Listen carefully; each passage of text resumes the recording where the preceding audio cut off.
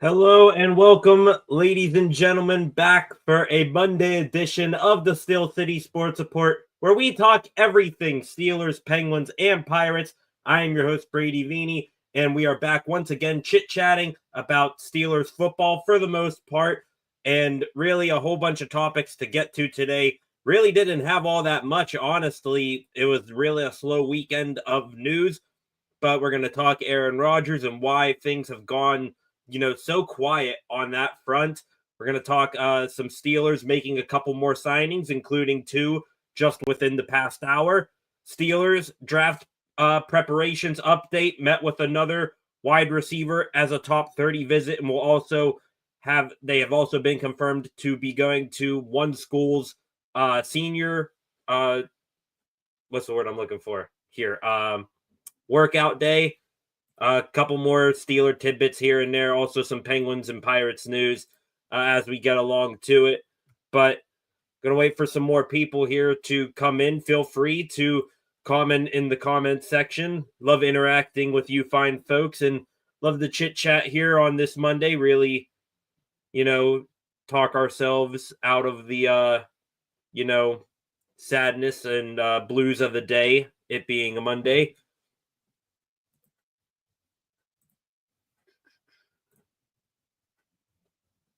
And I guess as people start in here, we're going to kick things off real quick.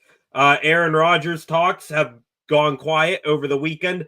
Rarely do you see not that much news across the NFL. There really wasn't that much going on free agency or trade wise, but especially Aaron Rodgers, it has been the big talking point of this offseason. Any chance Aaron Rodgers can make, the news cover him and make things about himself, he's going to do it. Things have gone quiet. Last we reported on him was that he was going to hold out and wait to see if the Minnesota Vikings were going to make him an offer. Of course, it's no surprise he would like to go to Minnesota. That obviously is the most quarterback friendly offense. He's got some good weapons up there. Justin Jefferson, Jordan Addison, TJ Hawkinson, a fairly decent O-line. So Rodgers wants to go there, complete his Brett Favre story, follow who mentored him when he was a rookie. And ever since then, things have gone quiet. Now, there have been a little bit of rumors here and there that, the Vikings are leaning more towards not making Rodgers an offer than they are going to make him an offer. They're going to ride things out, see how JJ McCarthy does, probably sign another backup, maybe go the Joe Flacco route up there in Minneapolis. But you got a rookie quarterback who's technically a rookie, missed all of last year with an ACL injury. And now they're going to see what they can get out of their number 9 overall pick from around this time last year. So pretty much putting all of their eggs in the JJ McCarthy basket. I don't see how Rodgers goes there. It's pretty much down to the Steelers and Giants at this point, but it could be very, very soon down to just the Steelers or retirement for Aaron Rodgers. There wasn't news on Rodgers over the weekend, but that doesn't necessarily mean that there wasn't any quarterback action. The Giants, they had Russell Wilson visit their building. Long time there, spent most of the day there in New Jersey with the Giants, did Wilson, but did leave the building without a contract. He also spent the previous day on Thursday with the Cleveland Browns. So the Browns and Giants, just like the Steelers, looking for a starting quarterback. The Browns may already have theirs in Kenny Pickett, but they're still looking to add. So they brought in Russ for a visit. Russ then went to the Giants. Giants catered to Russ for the day. He left, didn't get a contract done. And then over the weekend, the Giants also got in touch with Joe Flacco, who I just mentioned a minute ago. And also today, I believe news came out that they also are getting into talks with Jameis Winston, of course, the Mr. Throw for 4 touchdowns and 400 yards one week, then throw for 3 interceptions, 2 of them returned for touchdowns the next. So the closer and closer, the farther this thing with Aaron Rodgers goes on, he's going to take his time. He knows that he's the high, ticket item right now, even at 41 years old. Rodgers is going to take this thing out, take his good old time thinking about his decision. And again, it could be retirement, could be the Steelers, Giants, Vikings, if they, for some strange reason, do get in on him. But the Giants, Steelers added Mason Rudolph. Giants don't really have anybody besides Tommy DeVito right now. So they could be adding Jameis Winston, Russell Wilson, or Joe Flacco before, it's all said and done. And if I were the Steelers, though, Rodgers, him taking his time with this has dropped him way down my list. If it were up to me, in a perfect world for me, I'd start Mason Rudolph to begin the year, have him, see if he can recapture a little bit of that magic from that run to the playoffs 2 years ago. Have him start out the year, then draft. You have a drafted, hopefully, one of my favorite quarterbacks in this draft, Jackson Dart or Tyler Shuck out of Louisville, in the later rounds. But you have one of those guys come in midway through the season. They're a season product a little bit by then. And hopefully they can show you what they got. Maybe get you into the playoffs. We know Mike Tomlin is always going to have his team, near the 500 mark, 9-8, 10-7, and on the cusp of getting a wild card or winning the division near year's end. In the chat here, Chad Schrader, welcome back, Chad. I'm done with Aaron Rodgers playing the hokey pokey game. I'd rather bring back Russ or bring in Winston. I mean, Russ, things have been quiet for him on that front. Russ has only been mentioned in talks with the Browns and Giants at this point. Jameis Winston, at this point, screw it. Bring him in, because I put him in the same sentence as Aaron Rodgers. You bring in Jameis Winston, he's either going to be really good or really bad for you, and you're going to be picking near the top of the draft or making playoffs. Wouldn't be such a bad idea or case if you're sitting where the Browns are sitting this time next year, especially in a stronger quarterback draft class, in which, if you're picking number 2, you're guaranteed one of the 2 quarterbacks in that draft, either not Carson Beck. Why the hell did his name pop in there? He's not going to be anywhere close to there. Arch Manning or Drew Aller at this point. So I'd be okay with either one of them. I'd be okay with Jackson Dart. You need a rookie quarterback in some way, shape, or form this year and next year. If you're the Steelers, you take a quarterback in each of the next 2 drafts. Take Jackson Dart, or, take a flyer in the later rounds on a Tyler Shuck, Will Howard, Jalen Milroe. You just got to get one of those guys in this year's draft. And then next year, hopefully, Steelers, I think, are acquiring picks. They're gathering picks. They're going to get a pretty decent haul of compensatory picks for the free agents they lost this offseason.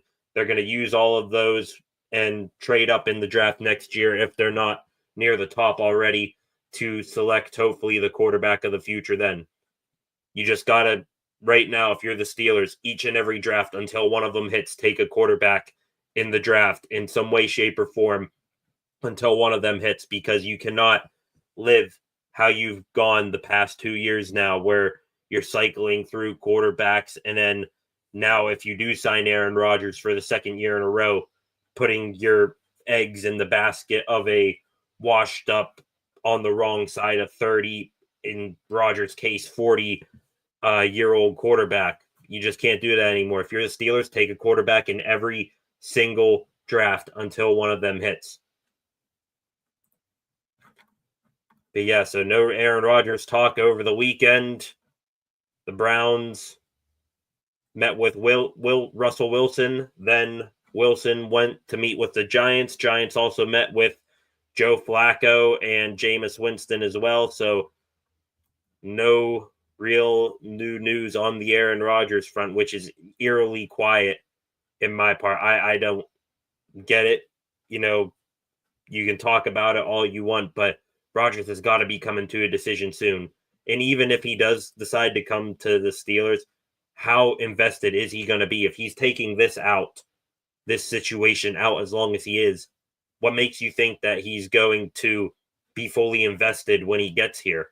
Because he's going to need to come in. He's working with all new guys, basically. He's got to develop a relationship with George Pickens and DK Metcalf and so on and so forth. Get behind a second-year center and Zach Frazier. Learn his cadence and all that, learn the Arthur Smith playbook and how the team operates. Just it spells disaster for the most part if you sign Aaron Rodgers, because you really think a guy who heading into last year, when the Jets were in training camp, was vacationing in Egypt, you really think that he's going to go and spend damn near a month in a dorm at St. Vincent College? Like, just think about that. It doesn't make any sense to add Rodgers at this point, but the Steelers are going to live off the dream, saying, hey, our roster right now, just by the guys that walked in free agency and adding DK Metcalf, our roster is already better than last year's. So we're going to go out and we're going to get even if he's washed up, one of the best throwers of the football in NFL history and bring him in, which, I mean, I don't get it. It's going to be a disaster from the start because, like I said, Rodgers vacationed in Egypt when, after missing all the previous season with a torn Achilles. So he missed all the previous season, and then he doesn't show up for the start of the training camp next year when he's healthy. He instead decided to go on vacation to Egypt, smoke his ayahuasca, drink it, whatever the hell kind of medical thing that is, take a darkness retreat in a hole for 4 days. Like, if he does all that and doesn't show up for the beginning of the season, the very beginning in the preseason, then how do you think he's going to show up and willingly spend time in St. Vincent College in a dorm in the summer? Chad in here, I think we should take Will Howard this year and next year, Arch Manning. I'd be okay with that. Will Howard, I think he got very, what should I say? He was very misleading looking from the combine. But, of course, in the combine, you're throwing to guys that you've never thrown to in your life. So I don't really put much stock in Will Howard's combine performance. All I'm going to say is that Ohio State, they went to the national championship. They won the whole thing. And Will Howard, you don't win the MVP of that championship game without, doing something right. Flacco, welcome back, brother. Hope everything is going good down there in Florida. F Aaron Rodgers. If he wanted to play for us, he would have signed already. I don't want players that just need a team. I mean, yeah, we're kind of his last, resort right now. And the thing that I don't want to do, and I think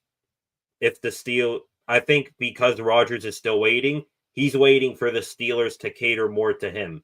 If you're a guy's last resort, you don't cater to him. You have him cater to you. I want Aaron Rodgers to get off of his high horse that he's on right now and be begging to play for the Steelers right now because we're his last option, and I don't want him. Like, we saw the reported contract offer from about a week ago now where it was 2 years, $90 million. I'm not paying a 41-year-old who's going to be 42 mid-season $45 million a year. He wants to play 2 more years. You know what? Good for him for wanting to do that. But at some point, your body and your, play, it's going to decrease and disagree with you there. And it already has to a bit. So it's very limited upside and massive downside for signing Aaron Rodgers at this point. I mean, honestly, for not just for this year, yeah, signing Aaron Rodgers might actually work out and, be fruitful, get you to the playoffs, maybe even win you a playoff game if Rodgers still has a little bit left in the tank.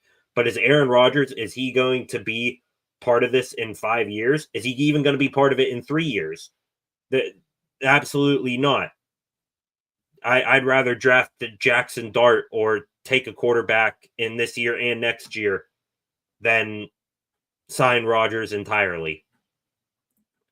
I don't feel we are a Super Bowl team. Vikings seem closer than us. Yeah, Vikings are. I mean, you got a very good Brian Flores defense, which that's a whole nother topic. Steelers shouldn't have in any way, shape, or form let Brian Flores walk out of the building. I would have drop Terrell Austin for Brian Flores in a heartbeat. But the thing is that Flores wanted more control over Tomlin's baby, the defense, and we all know that Tomlin has his hands all over that. So, and now look, the Vikings, even after dropping Daniil Hunter, they brought in a bunch of guys who, weren't really superstar names, but their defense was one of the best in the league for most of the year last year. They got, like I said, the Vikings, they got Justin Jefferson, Jordan Addison, TJ Hawkinson, Aaron Jones just re-signed there. So I'm sure that's appealing for Rodgers to go back up there with his buddy Aaron Jones, should the Vikings let him. But yeah, I mean, Vikings are undoubtedly closer to the Super Bowl than the Steelers are. It's just a matter of them even wanting Rodgers at this point.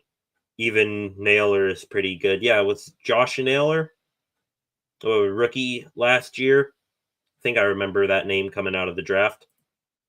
But yeah, I mean, I don't want Rodgers at this point. I'm over it, and talks have gone quiet. I think this is a waiting game, waiting for the Steelers to up their offer, and for the Steelers waiting for him to accept the offer that they already have and holding steady. All right, let's move on to something else here. Oh, one more comment real quick. Jalen Naylor. Okay, I was close. I knew it was a J still. So moving on to something else here. Steelers made more signings. Let's start with the hot one, fresh off the press within the last hour. The Steelers have added a two-time Super Bowl champion in former Kansas City Chiefs and Cleveland Browns safety Juan Thornhill. I will start off by saying I absolutely love this move. Ian Rappaport says it's a one-year deal per him and Mike Garafolo, an opportunity for one of the NFL's best an opportunity with one of the NFL's best defenses. Rappaport, your words, not mine, to show that he's still a top safety. Thornhill, a guy who's had great years and then some not so great years in the NFL. Still, though, a very, pretty well-known house name in Thornhill. I like this opportunity that we have to bring him in. He's going to be a single high safety, so it gives you the flexibility to move Minkah around more. Minkah Fitzpatrick isn't going to be playing center field all the time, and then you're wondering, where the hell's Minkah been? Where's his production? He hasn't had an interception in forever. Look, when you start to play, he's barely on the screen, and then when the play's ongoing, he's not even on the screen. So Thornhill, I think this is your DeMonte Casey replacement, which Casey had a good first year in Pittsburgh and then had a very forgettable year last year with the Steelers. But Thornhill comes in off the Browns. Welcome to the good side. He can play single high safety now. It gives Minkah Fitzpatrick more ability to move around. He can play up near the line as a nickel in a 3 safety package, so that is a win in and of itself there. Thornhill did have some injuries, missed 12 games each of the last 2 seasons, but, hopefully he can be healthy. Just, you hope that those injuries, I'm not entirely familiar with his injuries, but hopefully those weren't any soft tissue injuries, because we all know that the Steelers had their issues with groins and hamstrings and all that last year. And also, comparing Thornhill to Casey, younger, newer, also bigger, I believe. So a upgrade nonetheless there at the safety position. Also brings in that Super Bowl winning pedigree to a defense that hasn't had any Super Bowl experience or much playoff success to go along with that. So love the Thornhill adding. And then not too long after Thornhill, this one, I think within the past 45 minutes or so, Steelers also bringing back defensive lineman Isaiah Loudermilk. Good guy who can rotate in through a game, play, 5 to 10 snaps at most if you need him. 27 years old. He's also back. It gives Pat Freiermuth a buddy from the 2021 draft class. If you look at the Steelers 2021 draft class, Pat Freiermuth and now Loudermilk that they brought him back. The only two remaining from that draft class. Najee Harris, of course, just signing with the Los Angeles Chargers this offseason. Kendrick Green, long gone. I believe he signed today or yesterday. Anyway, he signed with the Buffalo Bills. Dan Moore Jr. also left this offseason, got a big payday with the Tennessee Titans. Good for him. Buddy Johnson, linebacker, not even sure if he's in the league anymore. Quincy Roche, out of the league. Trey Norwood, I think, out of the league. And Presley Harvin, punter. Things didn't work out here for him. I think he's bounced around a couple practice squads, but if not out of the league already. So 2021 draft class, Freiermuth, not the only one,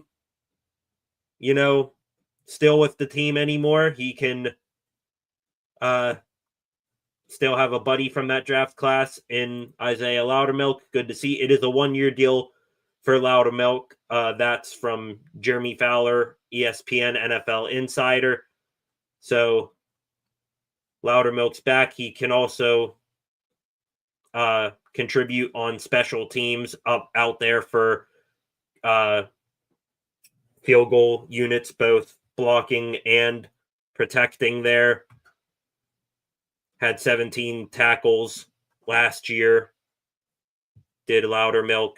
So nice depth piece on the O-line. And he wasn't the only guy getting added to the defensive line. This is going back now, I think, to Sunday night or Saturday night. Anyway, over the weekend, Steelers did make an outside defensive lineman addition, one that we've been waiting for. They signed Patriots defensive tackle Daniel Ekuale. I apologize if I butchered that name. We're going to call him Iku. Daniel Iku. I remember, wasn't there Iku Leota for the Steelers linebacker last year? Anyway, Ekuale, 31 years old, Pittsburgh's first defensive line signing in free agency outside of the organization. Started 16 games with the Patriots last season, recorded 52 total tackles, 2 for loss, and 1 sack. Wears number 95. Gonna need to find a new number with the Steelers. So I'm okay with that signing. He's probably, I thought at the time being, he was going to be a replacement for Loudermilk, but they brought back Loudermilk. Makes you wonder if, somebody else like a Dean Lowry or a Montravius Adams could be out the door here soon, but I'm okay with it. Steelers still need to take high in the draft a defensive lineman, maybe even take 2 in this year's draft. And I think this signing comes as a consequence, and nothing against Ekuale here. This comes as a consequence of things taking forever to find a quarterback here and Aaron Rodgers. You focused on Rodgers, you ended up bringing back Mason Rudolph, but you had so much attention diverted to Aaron Rodgers over this past week that you missed out on top, not necessarily top defensive linemen, but guys who could come in and be a real part of this team in Javon Hargrave and Jonathan Allen, both of those guys, of course, going to the Vikings. So, now you're stuck with signing, guys like this who've had little production. Of course, up in New England, of course, I'm not surprised that Ekuale had little production. They're picking number 4 in the draft for a reason. But, he is 31 years old. Like I said, will be a strong rotational piece and can also contribute on special teams, I'm sure. And I guess you can live with him being, a defensive tackle option in case things go wrong in the draft. And, of course, just some other things here on free agency side. Just the Ben Skoranek and Scotty Miller deals became official as well. Both wide receivers were on the team last year, bumped up from practice squad, and sometimes got a helmet on game days, sometimes didn't. Miller a 1-year deal, Skoranek a 2-year deal. Love the Skoranek, bringing him back, and Scotty Miller, if he even is just a camp body, he's a proven guy in the league. Okay, back here, Flocka at this point, save money. I'm out on Rodgers. I mean, you got, I think, around $45 million in cap space right now, and I don't want to blow it all on Aaron Rodgers. Like, I know it's a good draft class, deep at defensive tackle and running back and all that, and those are certainly going to be picks for the Steelers, but you got to add more. Right now, the Steelers, they like, I like to think that all NFL teams like doing this. The Steelers, especially, they like to go into the draft where they at least have someone of note at each position, where they're not going in with one glaring hole and they can take best guy available most times in the draft. And they don't have that right now. They don't have it at quarterback. They don't have it on the defensive line. You can question if they have it, you know, in the secondary, though I think Darius Slay gave you some assurance there. So, moving on here, some Steelers draft prep update. Steelers had another top 30 visit earlier today. They brought in 6'4" wide receiver Jaden Higgins from Iowa State, the second Iowa State wide receiver that the Steelers have hosted so far between the combine and the draft. Of course, that being Jalen Knoll earlier, but Higgins, 6'4", athletic wide receiver, gonna be, probably a day 2 pick in the upcoming draft here in about a month. But still, if you got a 6'4" wide receiver, I'm sure the Steelers are going to be interviewing more wide receivers like him. I think the path now is clear that they want to have most of their wide receivers in that room just absolute athletic freaks. You got 6'3", 200-pound George Pickens. You got 6'4", 235-pound DK Metcalf. Now you possibly interviewing for the draft to bring in another tall freak athlete receiver. I'd be okay with that. Just have your wide receiver room one of the same and make it very difficult on opposing secondaries. Higgins, he now gets added to the list of other pre-draft visits for the Steelers. You got quarterback Tyler Shuck from Louisville, who I mentioned. Some are saying going to be the steal of the draft and screams everything of starting quarterback in the NFL. Running back Dylan Sampson from Tennessee, absolutely love him. Would consider him as one of the top 5 running backs in this draft. Running back DJ Giddens from Kansas State. Speedster running back Bayshal Tootin from Virginia Tech. 3 wide receivers now. Savion Williams from TCU, another tall receiver. I believe he's 6'5". And then, of course, Jaden Higgins and Jalen Knoll from Iowa State, who I reported. Offensive lineman, probably thinking a guard in the NFL, Wyatt Millum. He's a local visit from West Virginia. Wouldn't mind using a draft pick on him. Could possibly be a starter next year. And then 2 defensive linemen, really the only 2 guys on defense who the Steelers have met with so far. Defensive lineman J.J. Pegues from Ole Miss and defensive lineman Yaha Black from Iowa. And also Pegues, he ties into another thing here. It was confirmed today that the Steelers are going to be attending Ole Miss's Pro Day on March 28th, per Brian Baldinger, NFL analyst there. Pittsburgh, they're going to have their eyes on a lot of guys there. You got defensive tackle Walter Nolan, possible first-round pick for the Steelers. Pegues, who we mentioned could be a second-day or mid-round selection for the Steelers. Trey Amos, he's a low first-round, high second-round projected corner. Trey Harris, wide receiver who I like. Antoine Wells as well. Jordan Watkins, 2 other receivers who I really like Ole Miss as one of my favorite colleges in this draft class. And then, of course, the guy who I really, really want at this point. Jackson Dart, quarterback, hopefully going to show out to where, not show out too much, where he could maybe fall back to the Steelers in the first round. So, Steelers going to be attending Ole Miss's pro day. They already, at least Mike Tomlin has been to, I think, it was definitely Clemson was one, and I want to say maybe Georgia or Alabama was the other. So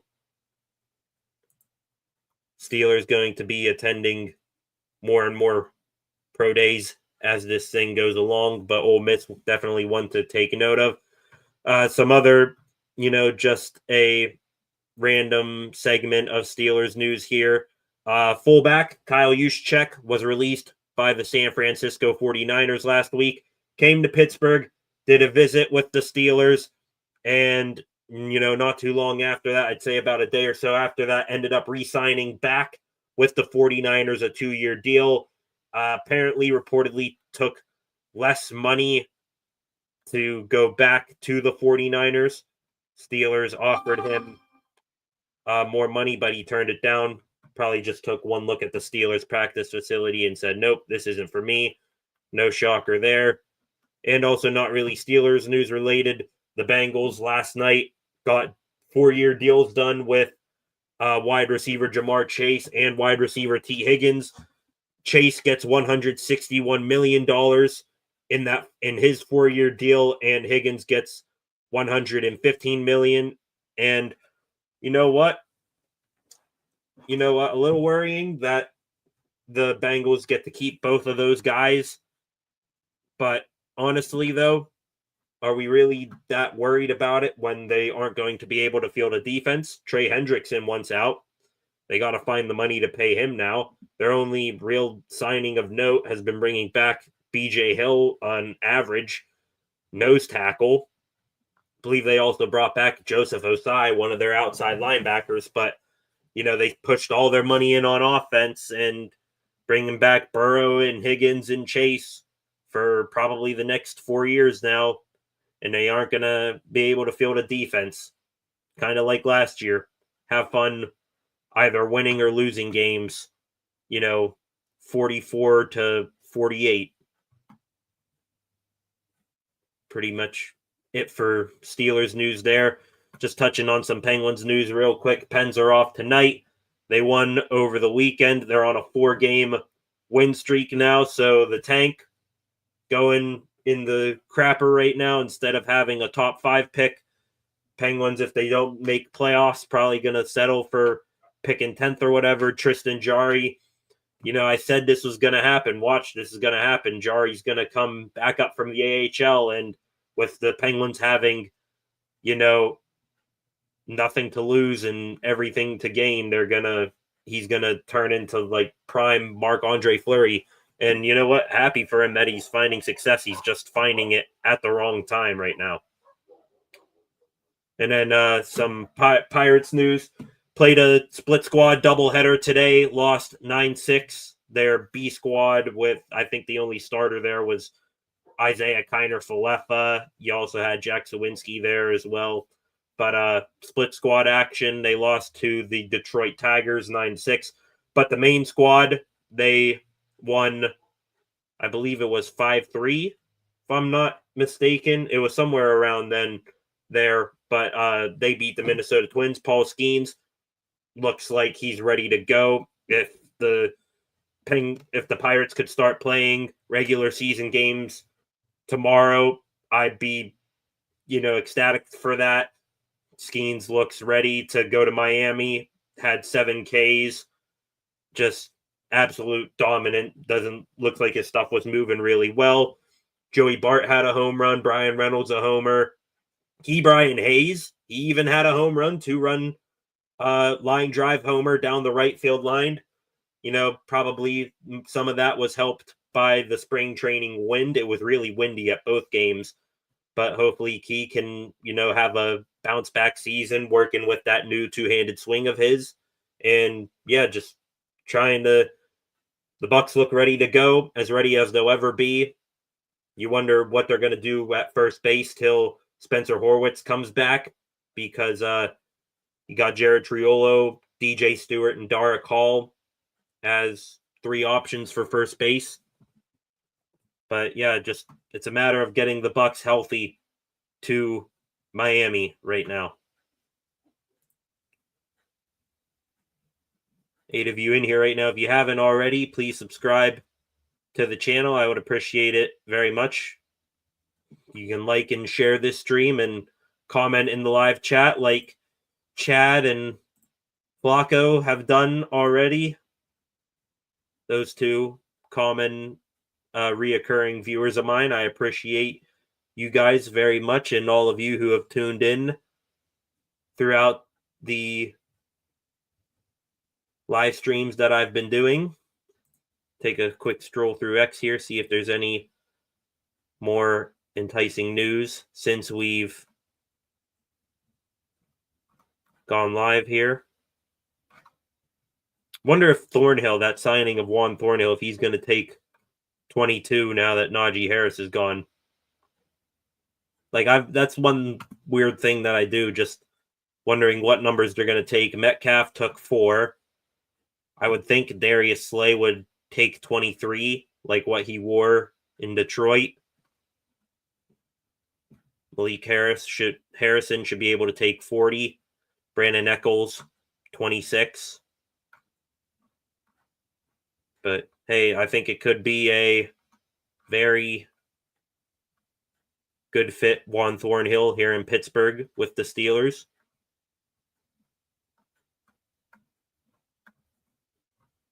No real new news here. So, looks like it'll just be back to waiting for more Aaron Rodgers news. Kind of like everybody else in Pittsburgh right now. Waiting for a 41-year-old quarterback who could still throw it a little bit, but every other attribute of his has been on the decline. Waiting for him to come in, carry the Steelers to a 9-8 season with Mike Tomlin, who he's been flirting with for years, and call it a job. Hopefully, if Rodgers does come, we either better win the Super Bowl or flame out for a top draft pick. So, 45 minutes on here. Appreciate each and every one of you who have tuned in here tonight. Once again, I'd appreciate it if you would subscribe to the channel. We're at 311 subscribers. Gonna go here soon, and I hope you all enjoy the rest of your night. Join me back here around the same time tomorrow, usually somewhere between 5 and 7-ish. I'll be live throughout the weekdays here. I appreciate it. Appreciate Chad. Appreciate Flacco. Hope everything's all right with you guys. Hope you enjoy the rest of your night. Hope the rest of you 7 to 10 viewers who have been popping in and out enjoy the rest of your night as well. And I will see you guys back here tomorrow. Again, like, comment, share, subscribe, turn on notifications, check out my other content. Appreciate you guys. Have a good rest of your night. See you tomorrow.